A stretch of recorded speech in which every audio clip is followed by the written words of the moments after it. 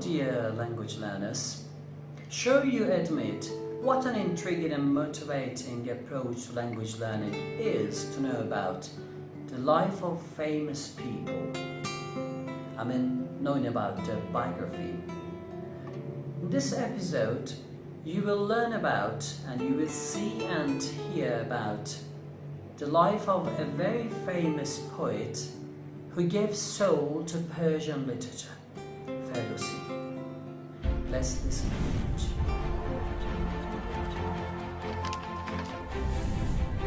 Abul Qasim Ferdowsi Tusi, or Ferdowsi, was a Persian poet and author of Shahnameh, Book of Kings, which is the world's longest epic poem created by a single poet and the national epic of Greater Iran. Ferdowsi is celebrated as the most influential figure in Persian literature and one of the greatest in the history of literature. He was called the Lord of the Word and the Savior of Persian language. Ferdowsi was born into a family of Iranian landowners, Dehqans, in 940 in the village of Perj, near the city of Tus, in the Khorasan region of the Samanid Empire, which is located in the present-day Razavi Khorasan province of northeastern Iran. Little is known about Ferdowsi's early life. The poet had a wife who was probably literate and came from the same Dehqan class. He had a son who died aged 37 and was mourned by the poet in an elegy which he inserted into the Shahnameh. It is possible that Ferdowsi wrote some early poems which have not survived. He began work on the Shahnameh around 977, intending it as a continuation of the work of his fellow poet Daghiri, who had been assassinated by a slave. Like Daghiri, Ferdowsi employed the prose Shahnameh of Abdul Razzaq as a source, received generous patronage from the Samanid prince Mansur, and completed the first version of the Shahnameh in 994. When the Turkic Ghaznavids overthrew the Samanids in the late 1990s, Ferdowsi continued to work on the poem, rewriting sections to praise the Ghaznavid Sultan Muhammad. Muhammad's attitude to Ferdowsi and how well he rewarded the poet are matters which have long been subject to dispute and have formed the basis of legends about the poet and his patron. The Turkic Muhammad may have been less interested in tales from Iranian history than the Samanids.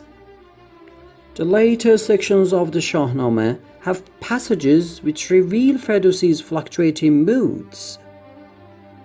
In some, he complains about old age, poverty, illness, and the death of his son. In others, he appears happier. Ferdowsi finally completed his epic on 8 March 1010. Virtually nothing is known with any certainty about the lost decade of his life. Ferdowsi is one of the undisputed giants of Persian literature. After Ferdowsi's Shahnameh, a number of other works similar in nature surfaced over the centuries within the cultural sphere of the Persian language. Without exception, all such works were based on a style and method on Ferdowsi's Shahnameh, but none of them could quite achieve the same degree of fame and popularity as Ferdowsi's masterpiece. Ferdowsi has a unique place in Persian history because of the strides he made in reviving and regenerating the Persian language and cultural traditions. His works are cited as a crucial component in the persistence of the Persian language, as those works allowed much of the tongue to remain codified and intact.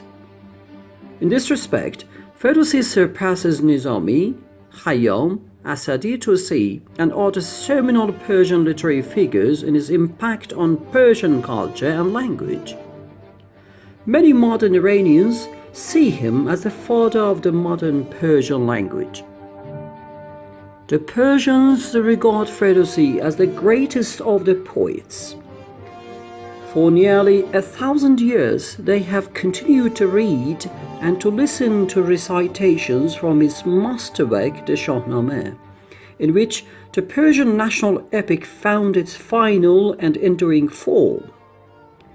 Though written about 1,000 years ago, this work is as intelligible to the average modern Iranian as the King James Version of the Bible is to a modern English speaker.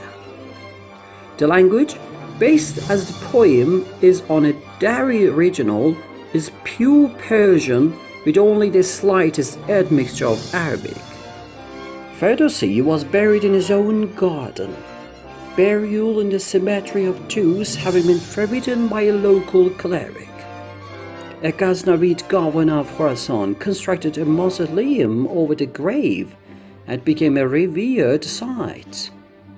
The tomb, which had fallen into decay, was rebuilt between 1928 and 1934 by the Society for the National Heritage of Iran on the orders of Reza Shah, and has now become the equivalent of a national shrine.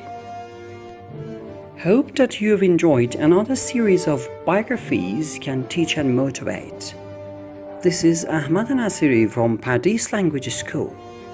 For more information, you can refer to our site www.plsn.ir and our channel @PLS Nasiri. Bye.